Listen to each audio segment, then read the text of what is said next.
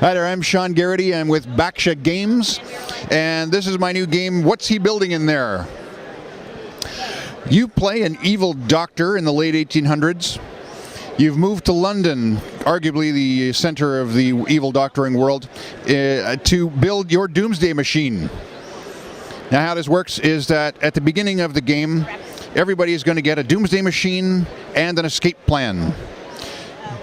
And by the end of 15 rounds, you only get 15 rounds because Scotland Yard is on your trail. At the end of 15 rounds, you must complete at least stage 1 of both your doomsday machine and your escape plan.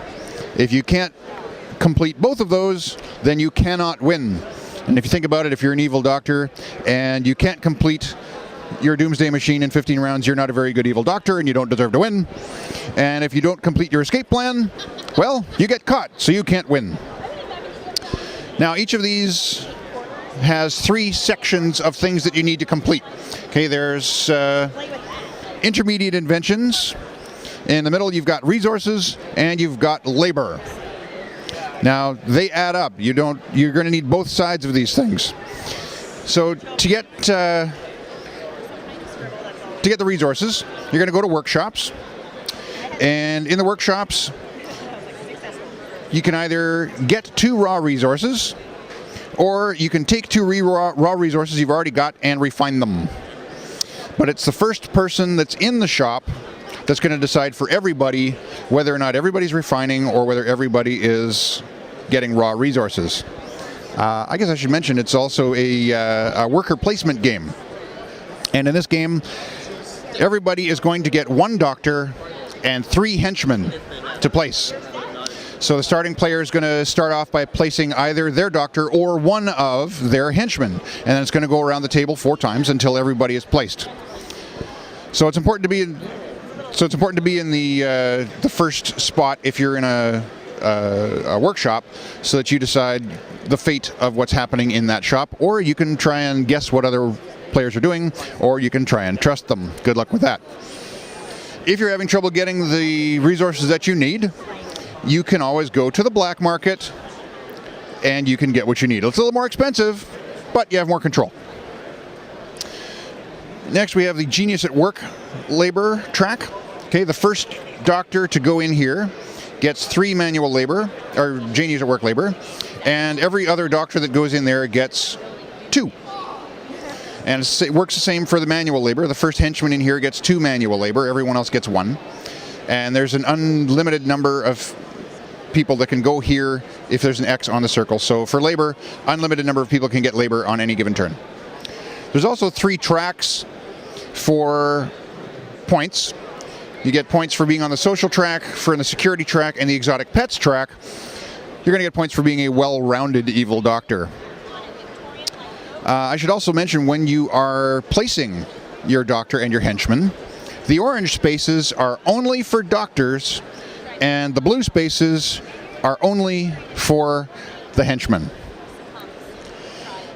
Now, once all the pieces are placed and then everything is resolved, it's all resolved in order. So you can see on the board here, it starts with 1, goes to 2, all the way through to 17. Everything happens in order. So for example, if you've got a +5 gold spot here in number 7, and you can use that gold here on number 15 to get some piano lessons for your doctor. The last thing you need is the intermediate inventions, and how they work is that if you want to invent a combustion engine, you can do so. You're going to need the resources necessary to do that, and the resources for that are going to include the Genius at Work labor. If you are the first-time inventor for this, you're going to get victory points at the end of the game for doing it. Here's the shield for victory points. Okay. Now, if other people also need a combustion engine, they can also get it. There's enough for everybody. But in their card, they don't have to pay the Genius at Work labor because the first-time inventor's already done that. Only the first-time inventor's getting the victory points for it. But in order to get the combustion engine as a non-first-time inventor, you also have to pay a patent fee of 6 gold to the inventor.